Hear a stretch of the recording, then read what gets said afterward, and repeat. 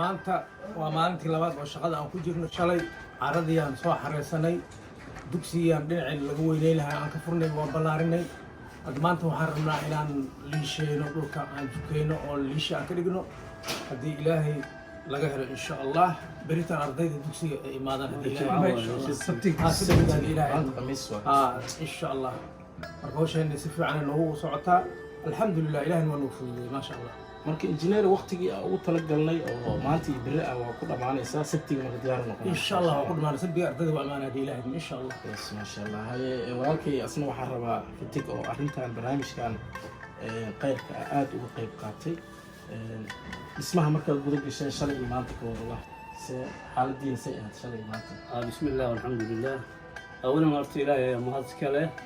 شقدني حوجي إن شاء الله ساكي أي نوب لا بنيسي إن شاء الله واحد لو واحد ماتيريال أو دكسي بأوبا هناي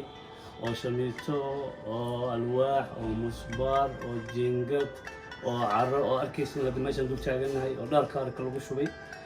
أنت أسبي الله سبحانه وتعالى نوفل ذي واحد قبضة أو نجبر يميت أو نو يميت أو دكسي يا ربي سلام ما نعرف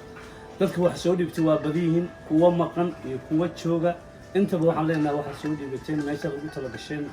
oo ilaahay subxaanahu wa tacaala abaalkiina uu gudi doono maanta maalin aan ahayn ayaa idiin gelinay walaalkay xasan oo barnaamijkaas aan la kaashaday iyo injineer cabdiqaadir iyo macalinka dugsiga waa wada joognaa dhammaan waa idin duceynaynaa qof allaala qofkii muraad leh meesha muraadku ku leeyahay allaha waafajiyo annagana shaqada aan qabanay waxaan u qabanay ilaahay dartiis oo aan shalay ilaa maanta dul taaganahay oo aan ka seexanin ayadana ilaahay aan ugu rabnaa qof bin aadan ugu rabno abaal iyo weji ugu rabno ilaahay aan ka rabnaa abaal ilaahayna waxaan ka baryaynaa maanta inuu noo dhammaystiro berri oo jimcaana uu noo neersado sabtigana ardadii oo dugsiga dhex fadhiso oo shamiiteysan oo roogooda saaran yahay dirmahooda saaran yahayna ilaahay inuu nagu kulmiyo insha allah sidaan ugu kulmay dhismahana inuu ilaahay jannada nagu kulmiyo ayaan la weydiisanaynaa waana mahadsantihiin. waxaan kaloo rabaa macalinka oo intaanan hawshaan bilaabin aan si gooni ah u wareysta oo ii sheegay in carruurta ay ka kooban yihiin dugsigaan dhigata qur-aankana ku barato kalaamka ilaahay 60 carruur ah qaarkoodna ay isugu jiraan carruur danyar ah qaar agoon ah intaasoo ma arkin oo carruurtaas danyartii agoontana wuxuu ii sheegay in xataa waxba uusan ma arkin oo lagu xujeynin oo si free ah tabaruc ah oo ku baro. marka macalinka adinka naftirkiina usoo duceeya in ilaahay adduun iyo aakhiraba ka sii. macalin waxaan rabaa barnaamijkan dadka ka qayb qaatay xoogooda geliyey caqligooda geliyey maalkooda geliyey dadka waa wada ma arkin oo